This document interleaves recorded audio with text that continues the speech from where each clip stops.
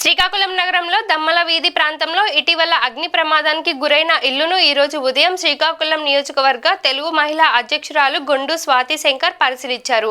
బాధిత కుటుంబ సభ్యులను కలిసి వివరాలు తెలుసుకున్నారు. అనంతరం ప్రభుత్వం నుండి సహాయ సహకారాలు అందజేసేందుకు చర్యలు తీసుకున్నారు. ఈ సందర్భంగా రెడ్ క్రాస్ సంస్థ సమకూర్చిన నిత్యావసరాలను కుటుంబ సభ్యులకు అందజేశారు. శాసనసభ్యులు నిన్న వెంటనే వచ్చారు. వారు రూల్స్ ఏమీ చూడకుండా వారి జోబిలోంచి 10,000 రూపాయలు వెంటనే తీసిచ్చారు. నిజానికి అంటే రూల్ ఏం వర్తిస్తుంది ఏమొస్తుంది అనేది కాకుండా ముందు మానవతా దృక్పథంతో వారు చేశారు.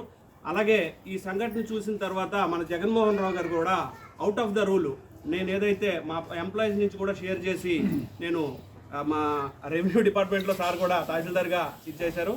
అప్పటి నుంచి కూడా వారు కూడా యాక్టివ్గా ఏదైనా ఉంటే ఇప్పుడు చెల్లించి కూడా సంఘటన చూసిన తర్వాత మనం అందరూ చెల్లించిపోయాం. కాబట్టి ఇంకా కూడా మేము కూడా 10,000 రూపాయలు ఇచ్చాము. అలాగే ఇంకా కూడా రావాల్సినవి ఏమైనా ఉంటే కలెక్టరేట్కి లెటర్ పెట్టి మీ అందరి సహకారంతో గౌరవ ఎమ్మెల్యే గారికి చెప్పి ఇంకా ఏమైనా రావాల్సి వస్తే ఆఫీస్ పరంగా కూడా వారికి హెల్ప్ చేయడానికి పూర్తిగా సహకరిస్తాం. అలాగే ఇక్కడికి వచ్చిన అందరికీ కూడా మానవతా దృక్పథంతో సార్ ఎలాగో స్పందించారు.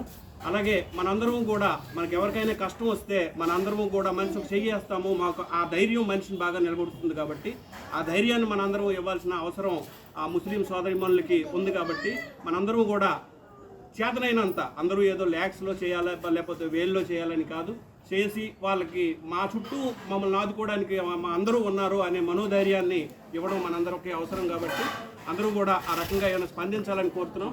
ఆఫీస్ తరఫున ఏవైతే ప్రావిజన్స్ ఉన్నాయో అన్నింటినీ కూడా మీరు చర్చ చేసి దానికి వీలైనంత సహాయం చేస్తామని చెప్పి మీ అందరికీ మనవి చేసుకుంటున్నాం. Thank you. నమస్కారం. ఇది చాలా దారుణమైన సంఘటన. మేము లోపలికి వెళ్ళి చూసేసరికి వాళ్ళు అసలు అక్కడ ఏమీ లేదు. వాళ్ళు బ్రతకడానికి కాదు, వాళ్ళ వ్యాపారానికి సుమారు 2-3 లక్షల సరుకు అప్పు చేసి తెచ్చి పండగ వస్తుంది అమ్మాలని తీసుకొచ్చి పెట్టడం జరిగింది. అక్కడ ఏమీ బూడి తప్పించి ఏమీ మిగలలేదు.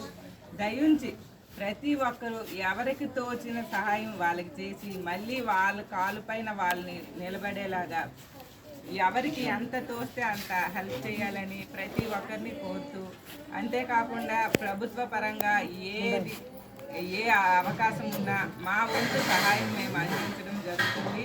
అంతేకాకుండా ఏది అవసరమైనా తప్పకుండా ఫోన్ కానీ ఇంటికి కానీ వచ్చి అడిగిన వెంటనే స్పందించడం జరుగుతుందని సభ మీ అందరి తరఫున నేను తెలియజేస్తున్నాను. ధన్యవాదాలమ్మా. ధన్యవాదాలు.